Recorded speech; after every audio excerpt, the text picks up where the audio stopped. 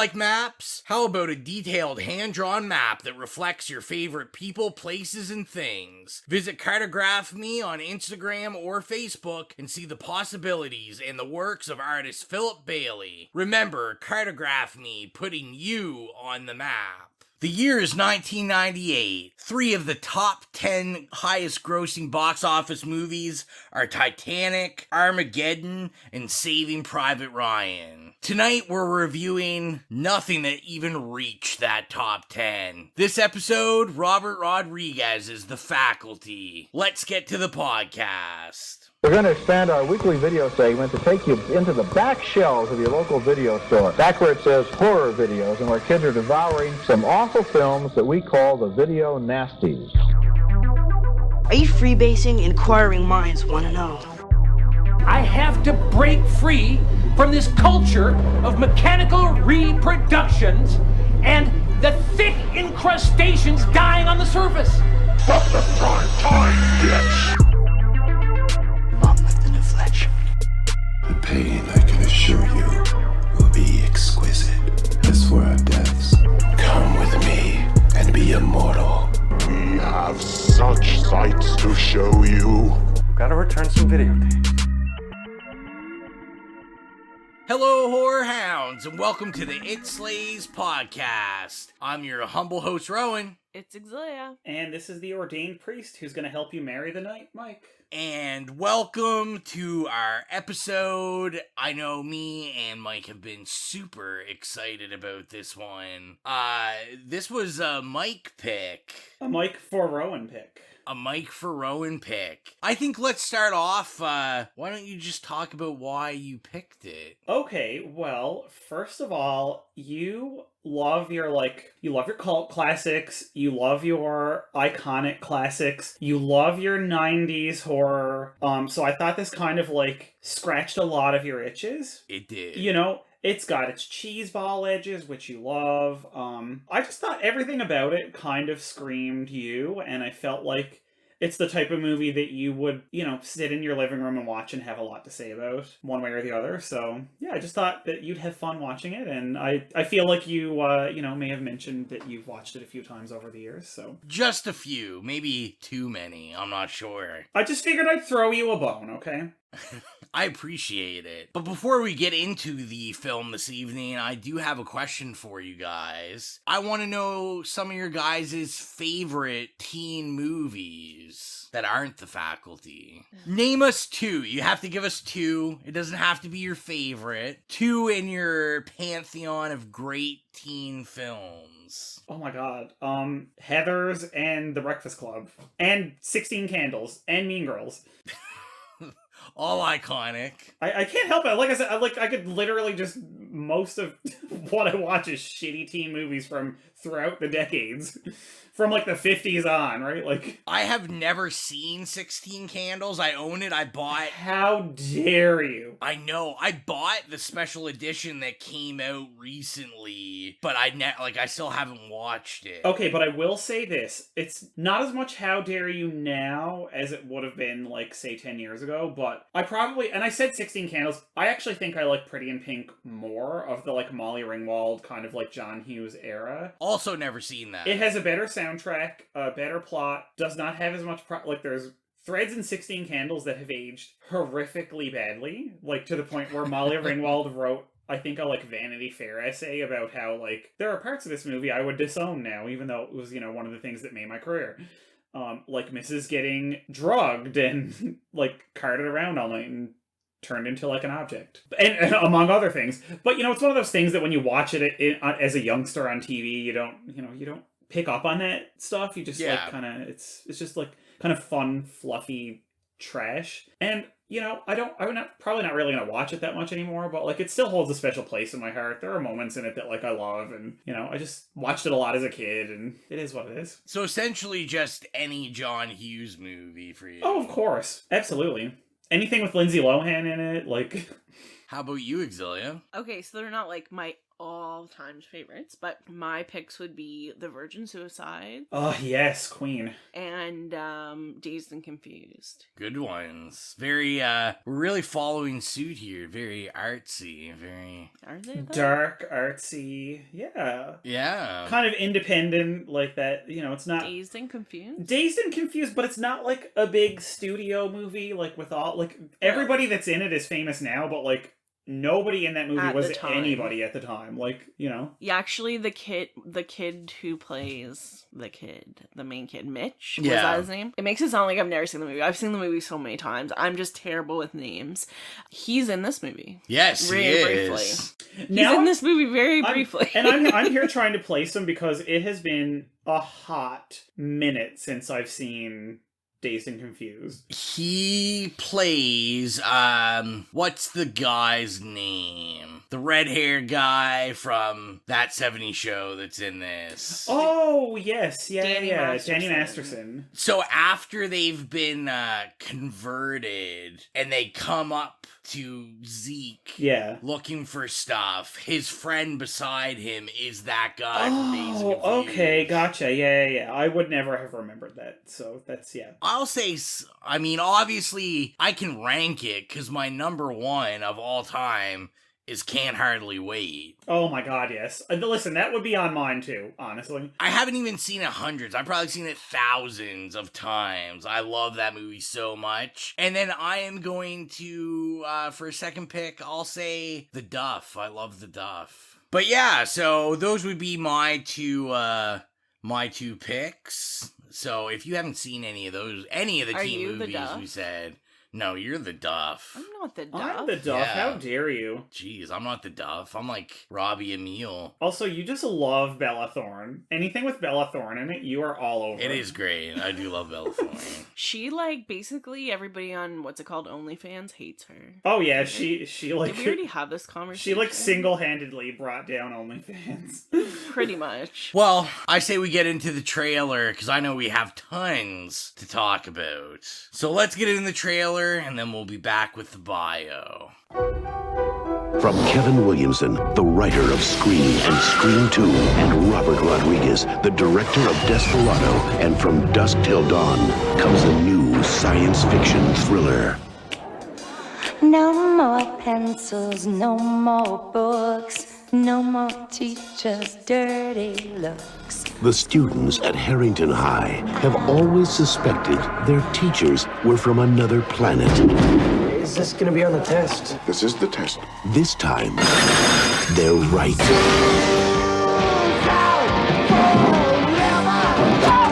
Now, these 6 students won't just question authority.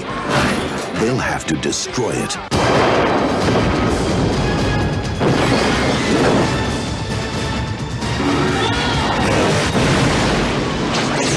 The faculty.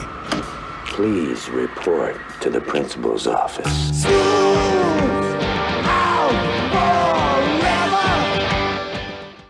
Okay, and now that we've listened to the trailer, we love listening to trailers.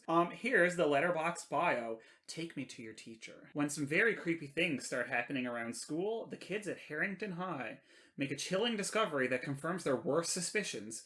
Their teachers really are from another planet.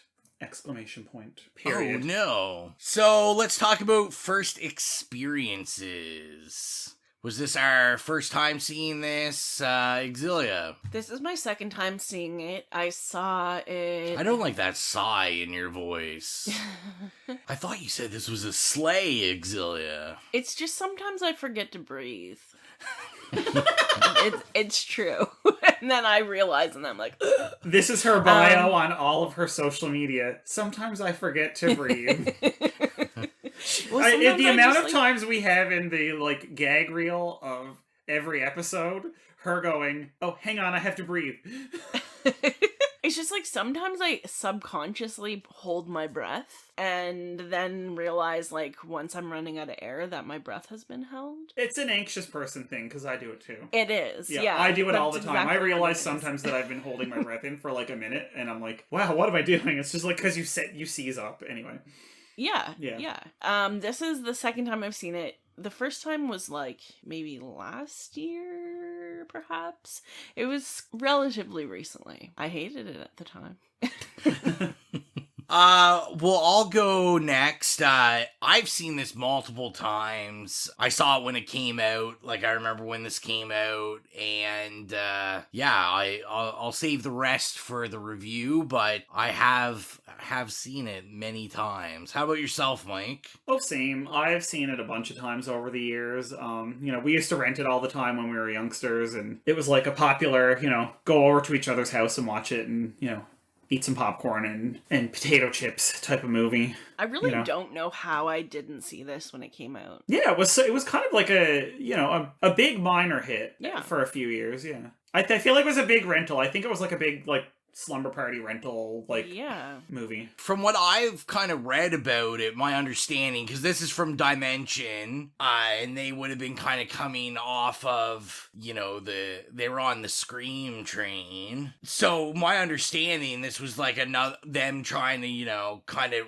ride that high of teen horror and kind of take another stab at it with a different, a different entry other than Scream. Well, exactly, but it's funny because, it was written by the screenwriter of Scream. Yeah. But, obviously taking a completely different angle on the same material, right? Look at this, we're going sci-fi instead of, 80s slasher, essentially. Yeah, well, and I think definitely, like you said, and we should, definitely, tip our hat to, Kevin Williamson, who is the writer of it, and like you said, wrote, the Screams, he wrote, I Know What You Did Last Summer. I Know What You Did Last Summer, this, Teaching Mr. Tingle. Mrs. Tingle. Is it Mrs. Tingle? I never saw that Mrs. Tingle was Helen fucking Mirren, how dare you? I have never seen that movie, ever. It's not that great. I think it had a, very bungled, weird, shitty, went through 20 off and on, stop and start periods before it made it to the screen. Also, I feel like it was clearly just him very pissed at whoever told him he couldn't write in high school, and, I was gonna say, also probably one of the more famous things, the creator of Dawson's Creek, oh my god, yeah. It maybe not aged so well. This was a movie, like we said, put out by Dimension and put out by Harvey Weinstein. Yeah. So, down with the Weinsteins. Well, I mean, think about, I want to say from the late 80s to, the mid-2000s, how... I mean, Dimension was a subsidiary of his company, so it's if you look at all the branches of that, they put out so much good film. That's the worst part about it. It's just his fingerprints were on fucking everything. So, it sucks, but what are you gonna do? You can't. Well, let's get into, something not so negative and positive. Xylia's favorite. Not so negative and positive. Yeah. Not so negative, comma, and positive. And positive. Okay. Xylia's favorite part of the show. Let's talk about the director, the cast. I hope you guys have some time, because this is going to be a wild ride. So let's talk about directed by Robert Rodriguez. Let's ride. Amazing grindhouse director. He did Desperado. Yes. From Dusk Till Dawn. Ah, fuck, classic. Sin City. Mm-hmm. Planet Terror. One of my personal faves. Also, the best part of Grindhouse. I'm gonna throw that out there. 100%. Yeah. Machete. One of your faves. Love Machete. And a throwback for all you youngins, Spy Kids. My sister and brother watched Spy Kids 16,000 times. He's gotta make that bank. I mean, listen, his fingerprint is everywhere. I'm just saying. I thought we'd do the cast list a little different. Let's go back and forth, Mike. I want you to start. Give me one person. My queen of everything, Clea Duvall. Amazing. Love her. 90s icon. Yep. And she just put out a movie that is breaking all sorts of records. That lesbian holiday movie. I can't remember the name of it. I'm sorry. The one that has Kristen Stewart and Mackenzie Davis in it, and they go to visit her family. And... Oh yeah, I saw the trailer for that. Yeah, she directed Where they eat frozen grapes.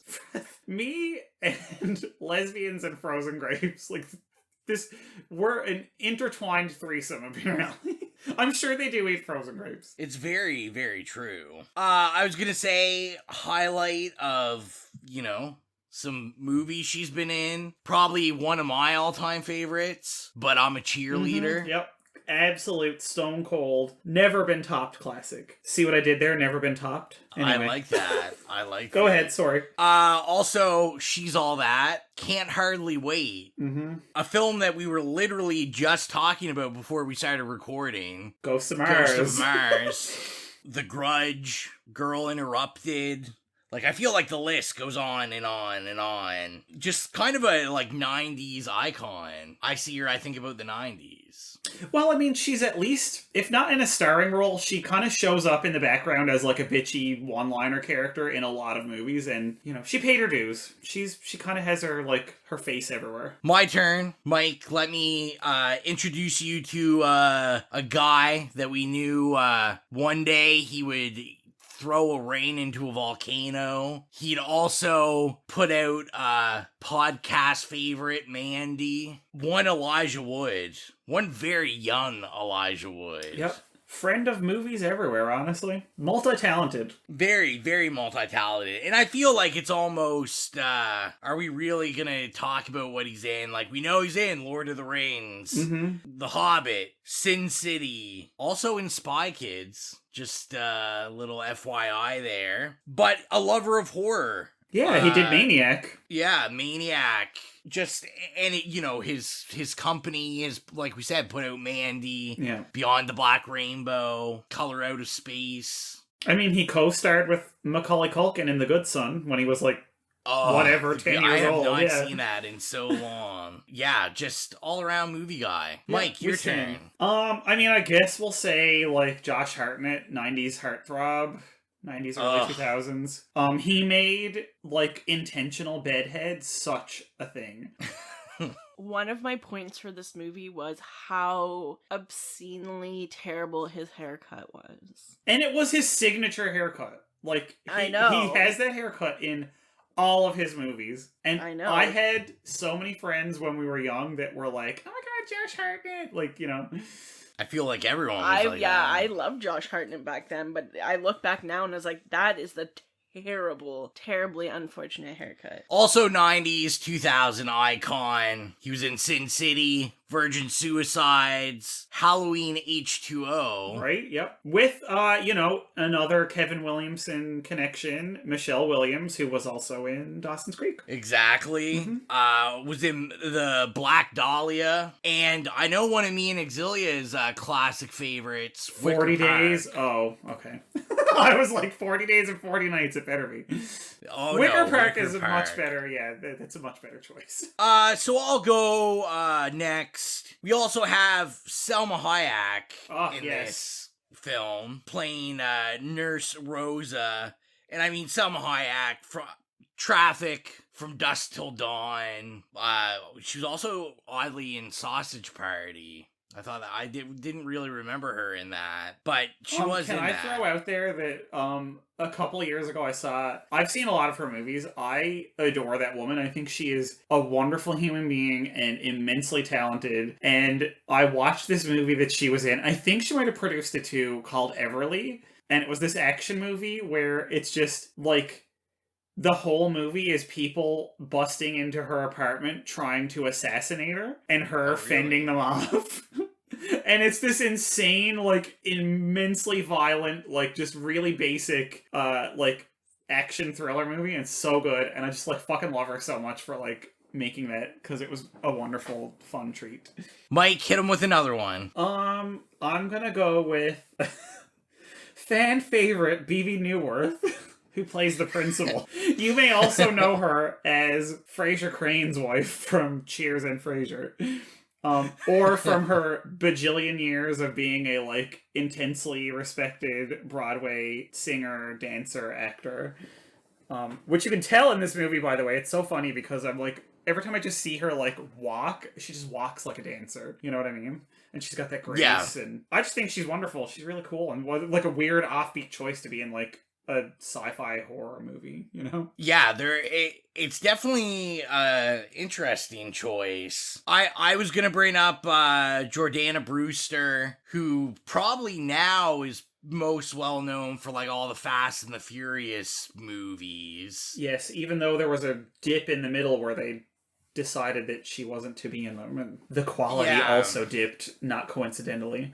But also was in the Texas Chainsaw Massacre at the beginning. Yes, you're right. That was kind of my only noteworthies of her. Give us another one, Mike. Oh, of course. I'm gonna go with like Famke Janssen, who we probably know mostly from her role as Jean Grey in the X-Men movies, the original trio, not the kind of like rebooted ones. Although she did appear in one of them. I think she appeared in Days of Future Past? Yes, because they were fooling around with the timeline, so a bunch of the people from the other ones appeared in that one. But yeah, so she, we love her. She's been in a million movies. Like, she was Xenia Onatopp in James Bond, and she's been in like a bunch of shows, like Hemlock Grove on Netflix, which was one of the original Netflix shows, and it was like a nice horror cult classic. It didn't really take off much, I don't think, but... And I mean, she's been in like Clive Barker's, like, whatchamacallit? Why am I having a brain fart right now? I own it. I'm like looking at it right now. She was in Clive Barker's Lord of Illusions. Yes, I'm like having a moment.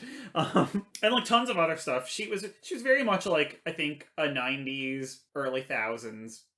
Like, I wouldn't call her like well known as such. She was not a household name, but like she was in a lot of shit. She modeled a lot. I think she was like known as being a model. So yeah, definitely. I was gonna say I didn't have much about Laura Harris, who played Mary Beth. She was in Dead Like Me, which I loved. Yeah, Canadian actress. Yeah. Interestingly enough. Did you want to mention anyone else, or? I mean, they did their like usual late 90s Dimension films, throw in one singer, so they had Usher there, in a throwaway role. Of course, Piper Laurie, who chews up the scenery just with her eyes in this movie. Am I right, you guys? Like, obviously. Literally, she doesn't even have to say anything, but like, again, I was wondering if Xylia would recognize her when we watched it. Who was it? It blinked out a little Piper bit. Laurie, she was the theater teacher with the red hair. She's really mousy at first, and then she has her hair straightened and becomes like a little bit less mousy, and it's her and the coach who are like the kind of ringleaders. Oh, yeah. Yeah, but I mean, we know her as Carrie's mom from Carrie. Do we? Yeah, that's who she is. That's Carrie's mom. Oh, I didn't know that. Well, there we go. We learned something new today. There we go. This 8-minute long cast list was good for something. I was going to say the rest, I guess we can just kind of like quickly. Yeah, we'll just run down. Like, so Sean Hattasey, who played Stan. I only ever really recognize him from Alpha Dog. Every time Xylia sees that movie, tears roll. It's true. And then also we got a young Jon Stewart. I always think that's pretty funny. And a great Robert Patrick role, I think. Of course, yes. Terminator T-1000. I think that's pretty much all we really need to talk about. Just know that this is as 90s of a cast list as can be. Yeah, it's like absolutely stacked. Like just stacked from front to back. So before we get into the review, I think Xylia is going to hit us with the Bechdel test. So for anybody that hasn't heard an episode before, since I've been doing this, the Bechdel test is if there are two women in a scene that are speaking about something other than a man, and extra points if they're named. So I kind of forgot to do it for this movie, but Mike so kindly pointed out that at the end when, what's her name, Mary Jane or something? Mary Beth and Stokely are in the gym, they're talking, and it is not about a man. So it passes. The faculty passes. I'm it's very sweet surprised. Spot. The faculty gets like a D- on the Bechdel test. Yeah. But it's a pass. It's still a pass. A pass is a pass, apparently.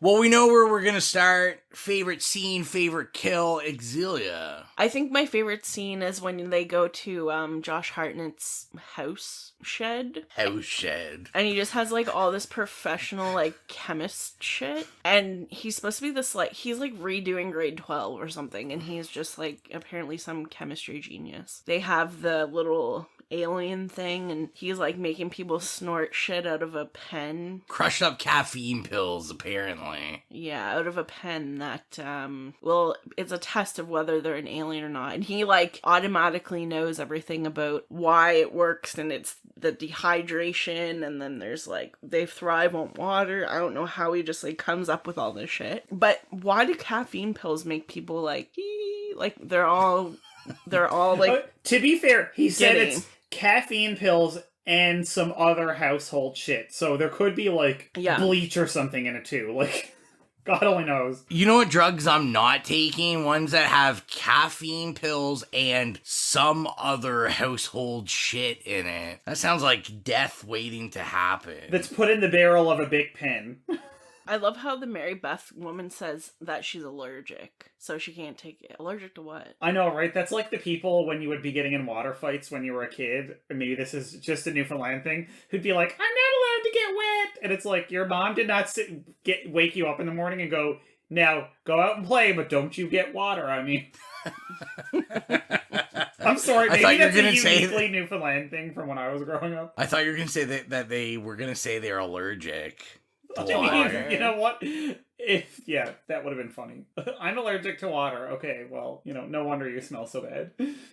I was going to say an interesting thing, too, because Xylia brought up that he's redoing grade 12. Do they ever actually explain why? Like, I know they briefly mentioned that he didn't really need to redo grade 12. It was, like, his option to do it. Okay, I have a theory, and I'm going to tell it to you. First of all, I want to commend X on her choice of this scene, because that's the one I have written in my notebook for my favorite scene, so thank you for having taste. We stan a tasteful queen. When I think about this movie, I think about this scene, and it just, like, I think it's so well done. Here's my theory on why they have him held back a year. Because of the creepy sexual tension between him and Famke's teacher. Because he got held back a year, that means that he's older than everybody else.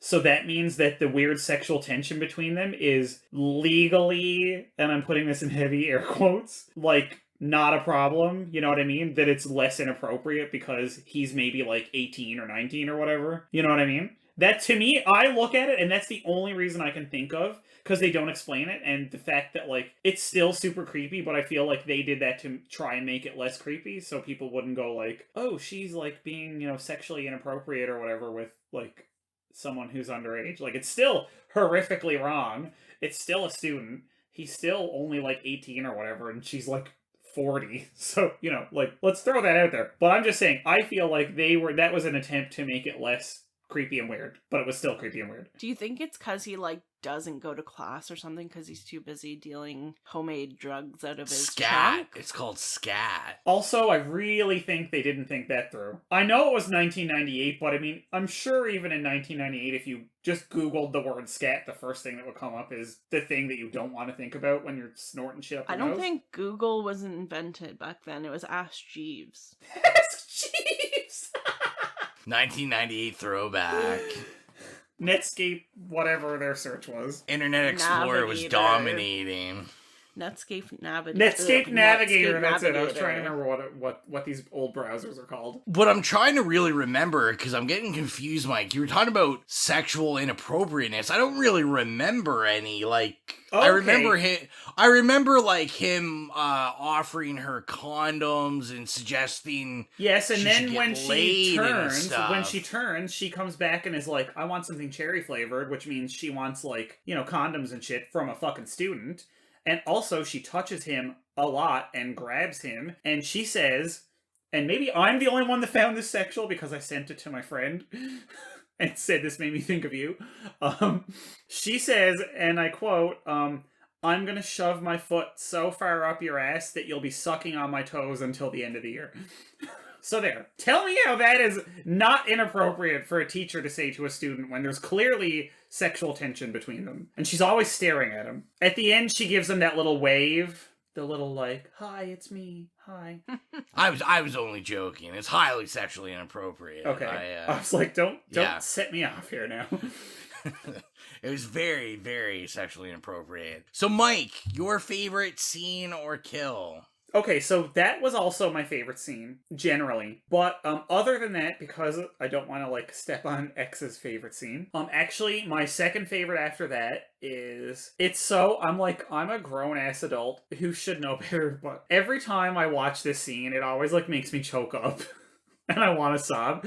And it's the scene like at the end when Stan goes out to the football field, you know, when they're trying to figure out whether they actually are all normal or not, and then he comes back and he isn't. And you know, when like when him and Stokely had just kissed, because Stokely is like my favorite character, and you know, he does that thing where he's about to snort it and then he just dumps it all out, and then you're like, oh my god, I literally just thinking about it now, I'm like, actually, like my eyes are welling up. I know it's the most, like, it's emotionally manipulative and stuff, but like, the actors are so charming and I just love them so much that like every time I watch that, like, it kills me. And I think that is something that Kevin Williamson is really, really good at in his like 90s horror, early 2000s output, is like doing these like kind of stock characters who are kind of like archetypes, but writing them in a way that like actually makes you give a shit about them. And like, he knows how to build a character up to then either kill them or have them turn out to be evil or something like that, so that it's really devastating. And I think that was one of his trademarks in like a bunch of his movies. And that moment for me was like trademark Kevin Williamson. And even though I can recognize it as such, it's still just like, it guts me every time. Like, I just think, like I said, they're so charming, and I can't help it. I fall for it. And I think it's such a good scene, and it's very heartbreaking. And I love a heartbreaking scene. I'm a depressive person. So that would be, other than the scene in the garage, which is, I think, very tense and really well done, it would be that.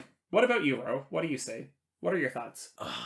I feel like I'm going to have to do the classic Xylia cheat. I have so many. They all have one common denominator, and that's they all have Robert Patrick in them. I was going to say, they all have tits in them. I feel like every scene he's in, I love just his acting. It's so outlandish in this whole film. And like his facial expressions are amazing. I like when he's doing the generic football coach, like cursing and yelling. Kind of at the beginning when they're like trying to set up, he's like this tough football coach. Very notable. I thought it was pretty funny at the end where we like find out like for some random reason like Zeke has now joined the football team, which I'm pretty sure can't happen because in high school there's like age limits to you playing sports. So they basically make it so you can't just, like, purposefully fail all the time to be older and play high school sports. But he takes off his helmet, and they're in the middle of practice, and Zeke just lights up a cigarette in the middle of practice, and is just, like, smoking. And I like how this isn't, like, more shocking to the football coach or anyone around him. It's just like, oh yeah, cool, this guy's just lighting up a cigarette on the football field during school hours. Well, I mean, this is the same coach who, first of all, stabbed somebody with a pair of scissors. Oh, wait, no, he didn't. That was the other one. Anyway, whatever. Like, stabbed somebody through the hand with a pencil and upturned a bench full of orange drink from McDonald's. Whatever it was. Orange drink. I looked at that and all I could think of was bins of orange drink. Well, and I guess, too, we all kind of, our scenes, like we said, it was hard to pick a favorite kill, because we all kind of noted that there wasn't really, you know, a lot of kills in it, because everybody comes back at the end. They're all just replicates. Although, are they really replicates? They are that person. They just have parasites in them. But yeah, I think this movie does a pretty good job being like pretty effective, not having a lot of kills. Like it still holds its kind of sci-fi horror suspense. What do you think, Mike? Okay, well, I feel like, and maybe X can like back me up here, because I feel like she probably has more to say about this than I do. It's funny because, you know, you said, like, are they, like, replicants? And I love your, like, using of other sci-fi movie terms.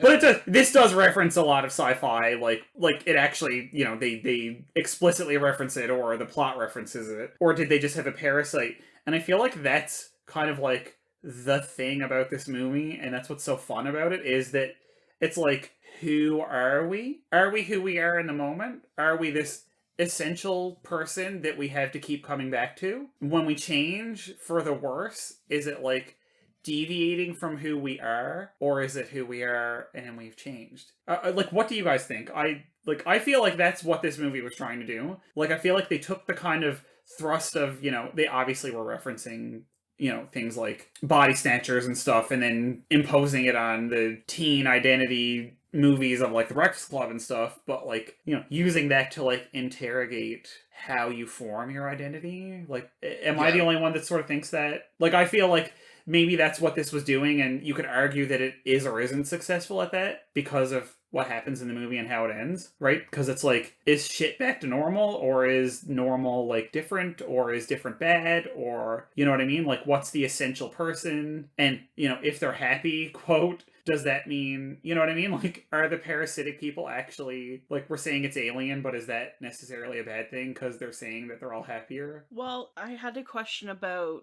that kind of, like, once I hear the answer, then I'll think about it. But some people, like, just went back to normal, but then some people just were kind of dead. Like, for instance, Jon Stewart, and as well, I think the principal. I don't think Jon Stewart definitely didn't return, right? And the principal we didn't see him. And no, the principal... Jon Stewart returned in the credits, but not in the actual, like, 1 month later. In the credits, it shows Jon Stewart with a patch over one eye and a cast on his hand where he doesn't have any fingers. Oh, we didn't see that. Yeah, we definitely didn't watch far enough. It was a comedic, no, it was just a little, starring Jon Stewart at the very end. So I don't think that that's canonical to the story. I think that was just Jon Stewart is a comedian, so he was doing a gag. So I think that he was gone.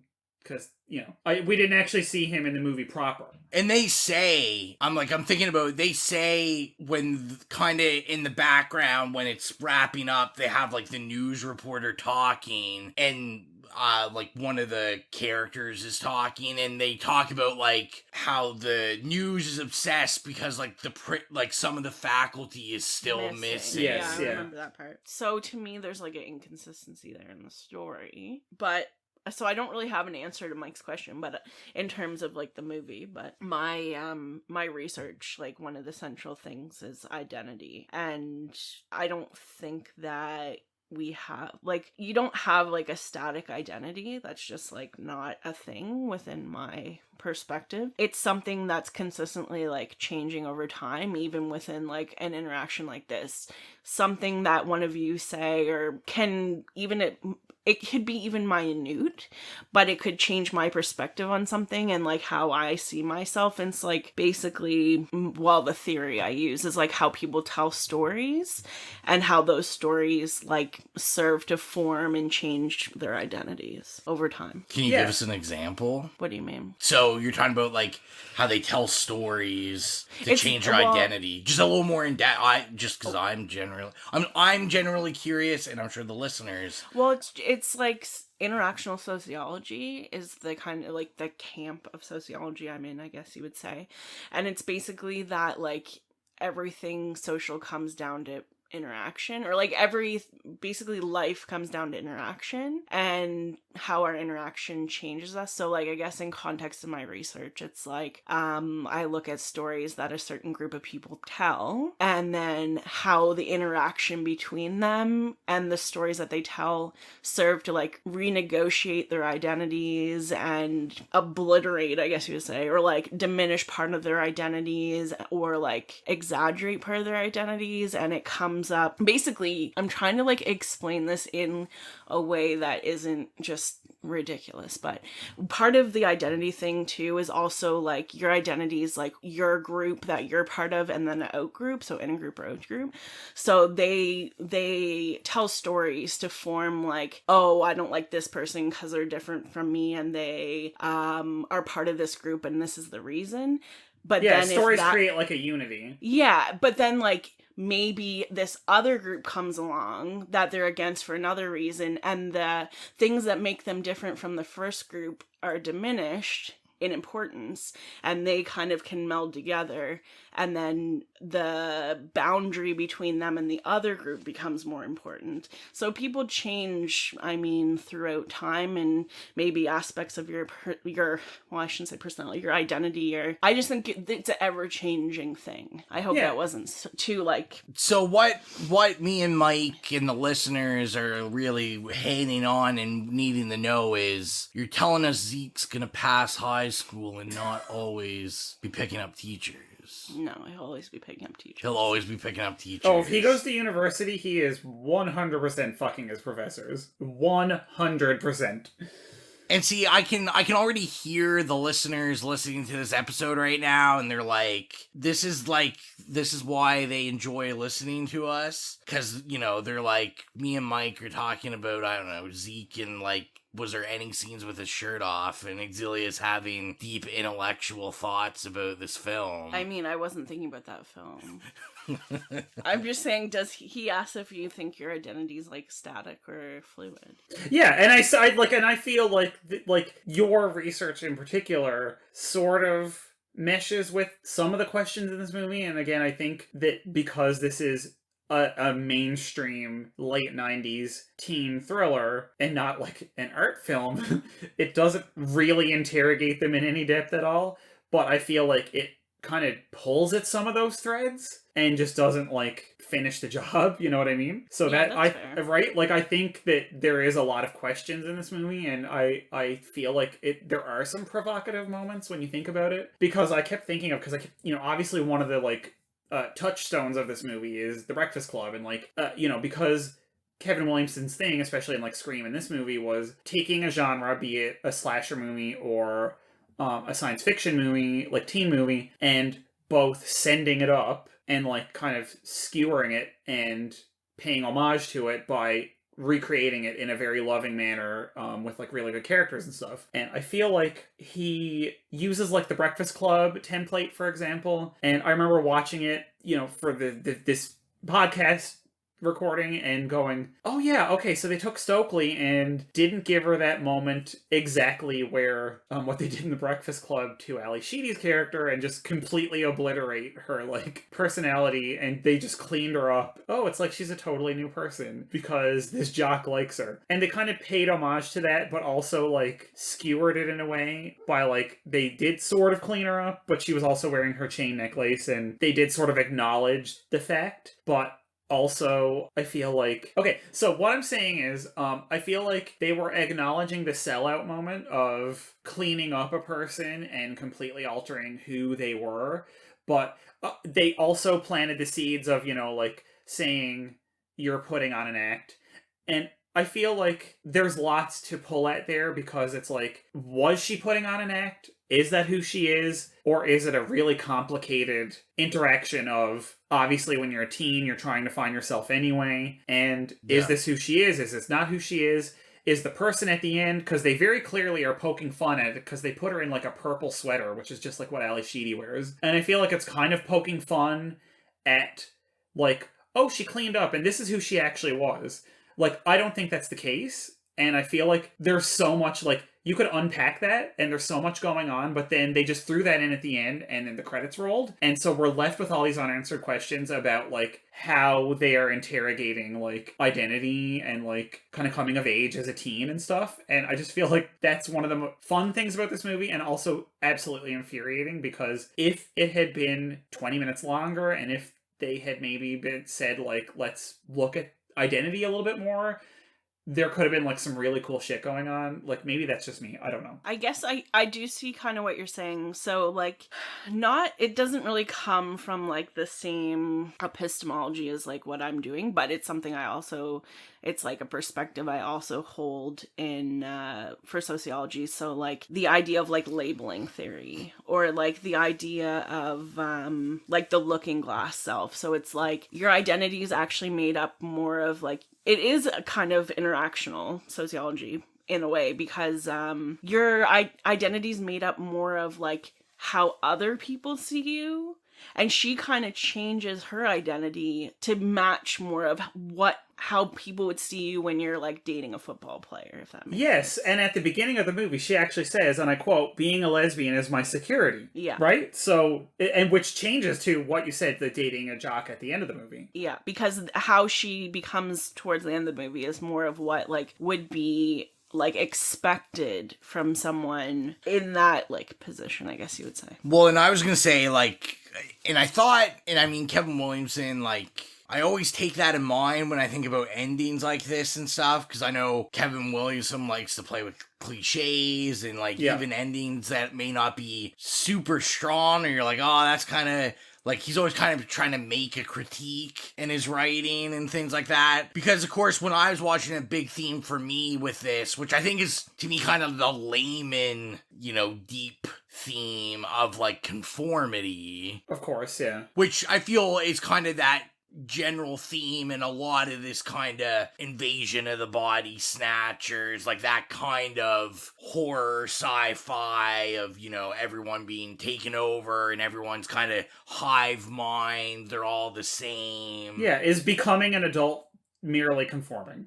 Yeah. And that's kind of what, especially with like the ending, that kind of threw me off, because I always thought, okay, like I said, like these movies are usually making that commentary about conformity, but then we're almost like presented at the end that even without the parasites, even the characters that are kind of the outsiders end up just they conform in a way. Like, so Zeke, you know, joins the football team. Yeah, you're right. Like, it's a football town. But then it's like only the outsiders, quote unquote, change. This is true. But that's what and like same with the Casey guy. He's like a hero now, and like the Delilah girl or whatever would have never dated him before, but he changed and he's like famous, literally. Yeah, well, and that's what I mean. Like, I thought it was a weird kind of comment on it, because I'm like, usually in these kind of films, it's like conforming is not a good thing. Usually the moral is you don't want to conform. Well, yes, because it's usually like an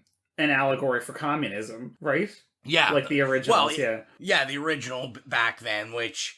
Listeners, Xylia knows all about communism, because I have 400 copies of the Communist Manifesto in your house. No, Xylia has been. Well, yes. Oh, that's just me. Okay, yeah, I was gonna say I have a whole shelf of Marx's books. I have multiple covers.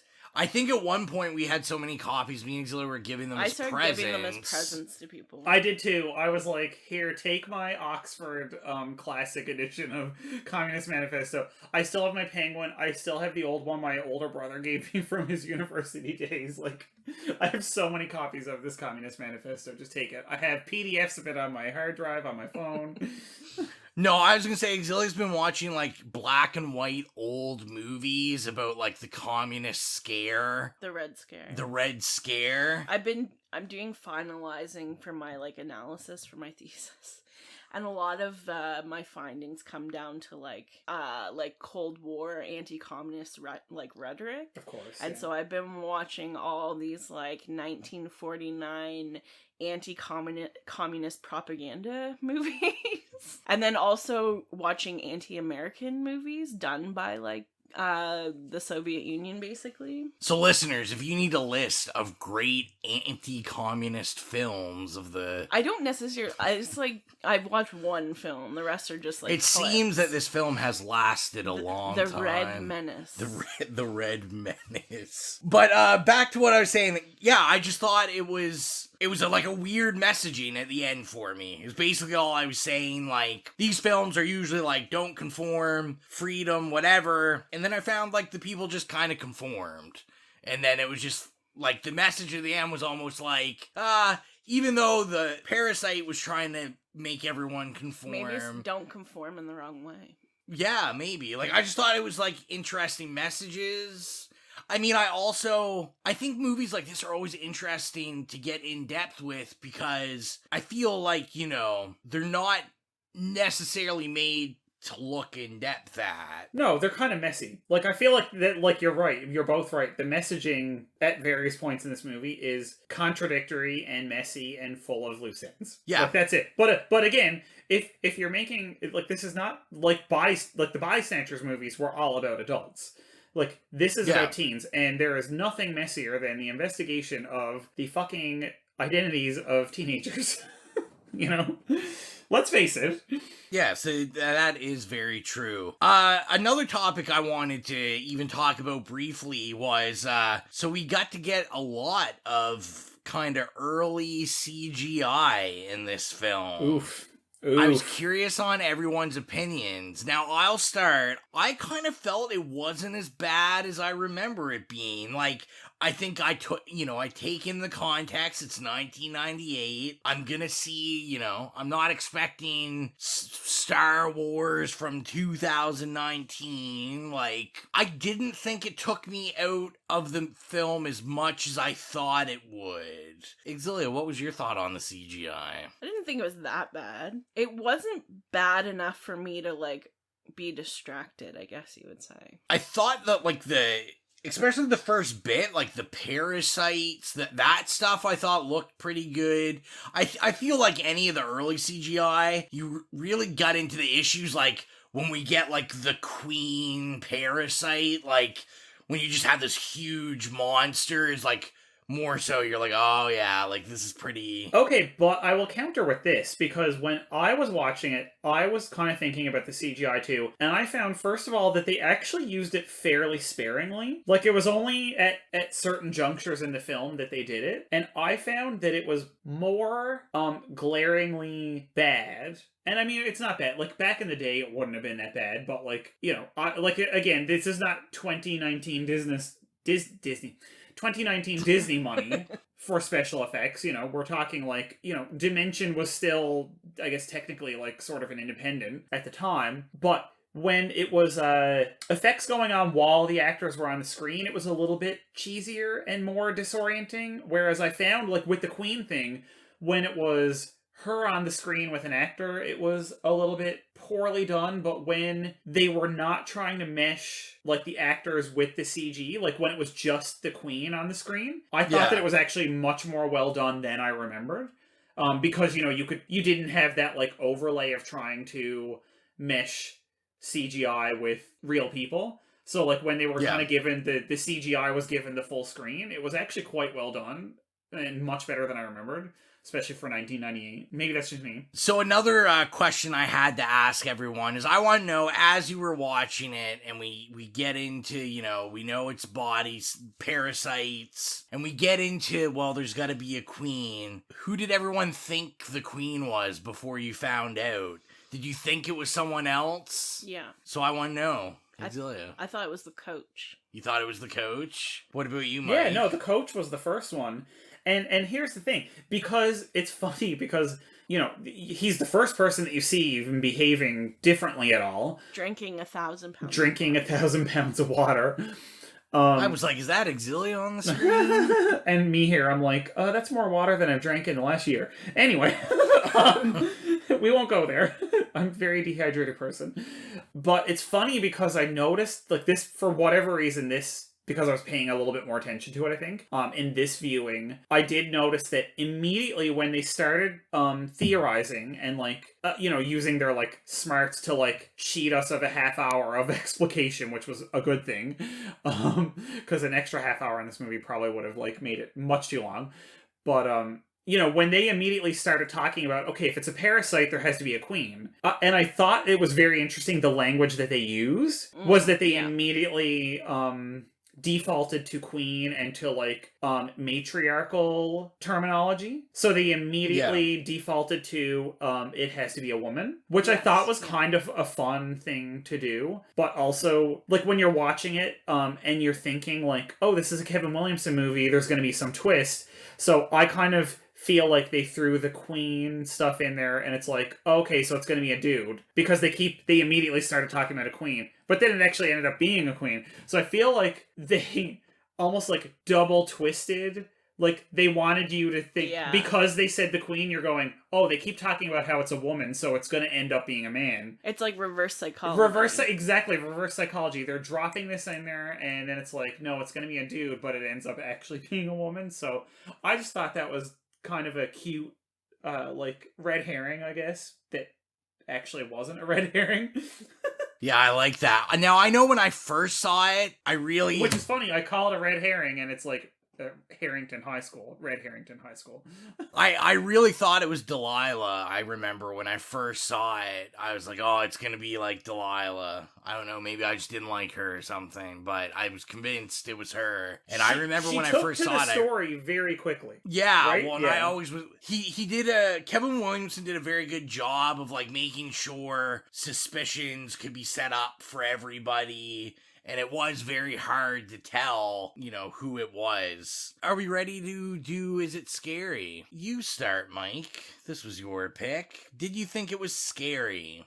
I didn't think it was scary, but honestly, the whole concept does actually terrify me. It's same thing. Like, I love the 50s Invasion of the Body Snatchers. I love the 70s Invasion of the Body Snatchers. I love the 90s Body Snatchers done by the divine Abel Ferrara. And I love these, like, kind of towns being taken over and, pod people movies and stuff like that because of the, like, paranoia of it all. And I'm a very anxious, paranoid person, and I have been my whole life. So I am kind of very susceptible to this type of movie, which is why I think, like, the first time I watched it, I was like, oh, this, like, ticked my young, like, still probably latent anxiety started ticking up like radiation inside me. And you're like the Hulk of anxiousness. I am the Hulk of anxiousness. And I thought because Kevin Williamson does, like, one of his hallmarks of, like, his early screenwriting was, creating these, like, characters who are really, like, they're a little bit complicated, but they're actually usually quite likable, and the combination of that paranoia and the really likable characters just really worked for me, and that did sort of make it really scary. I just found it like, and the whole interrogation of identity, I feel like if you watch this when you're younger, it's like, oh my god, who am I? Like, who actually am I? Right? So, and I always find the interrogation of identity is fucking terrifying, because who are we as human beings? And, like, it's constantly changing, and it's this existential goddamn dread, as I'm sure both of you will agree with. So in that way, it's existentially terrifying. Maybe not like the CG and everything, not so much, but I feel like the thrust of it is existentially terrifying. What about you, X? The only thing I found terrifying was that they had a chemistry teacher that knew less about chemistry than their student. Because it reminds me of my grade 11 math class, where the teacher was actually a home ec teacher, but they couldn't find a math teacher, so she taught it. And that is horrifying. Actually, there was a student in my class who had to basically teach us math. And then several people would help out, and then, like, other students. And then the principal had to come and sit in on, like, the last 2 months of classes, and then our teacher was forced to give us an extra 20% on top of our final mark. And that's basically the only reason I passed that class, because I had no fucking clue what was going on. And, yeah, it reminds me of that. So that was terrifying. But other than that, no. And I didn't think it was scary. To me, this is just a kind of a fun teen film. There's nothing, these movies don't really scare me like you were talking about, Mike. Body snatching just doesn't do it for me. So let's get into the rating of the film.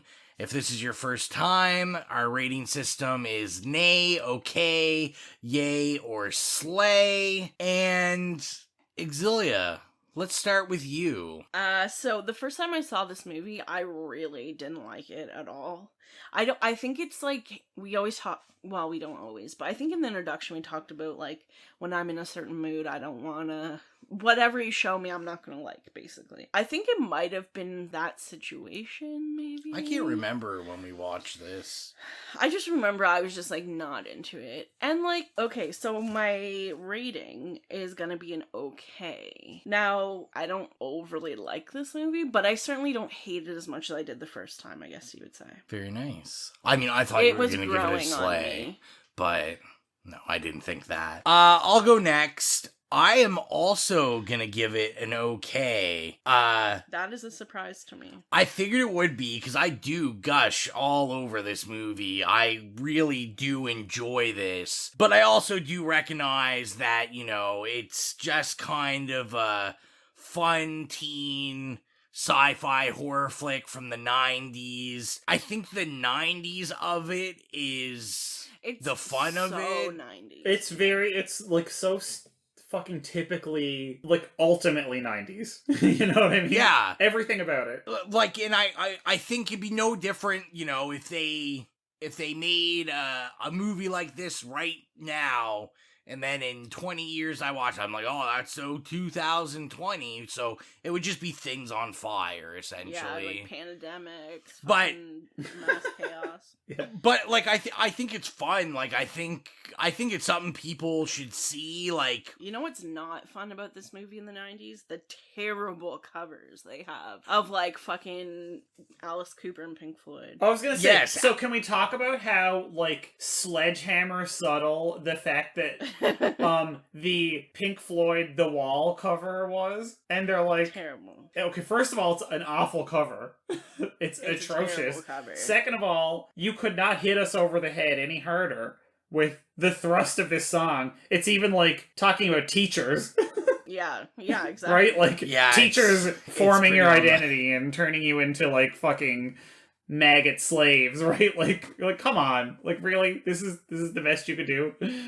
And they do a cover of 18 by Alice Cooper. Yeah. There's a lot of, like Xylia said, just a lot of bad covers. But yeah, I'll give it an okay. I think it's worth a watch. Like, I think at least see it once. It encapsulates a time pretty well, and, you know, it's a fun little watch, but I don't think it's going down in any, like, top 10 lists of all time. Mike, what's your rating? I'm gonna give it a yay. Like, I realize, obviously, as I've said, that there's a lot of issues in it that kind of they start pulling the thread at and then just stop. So there's a lot of stuff in it that really leaves you wanting more and is disappointing and, you know, doesn't work or has inconsistencies. And I realize that, but I also do think that in a lot of ways it succeeds. I think that it's really fun, and I love the meshing of like teen movie tropes with sci-fi tropes. And I think that it's actually done really well. And I think this was Kevin Williamson like kind of at his peak.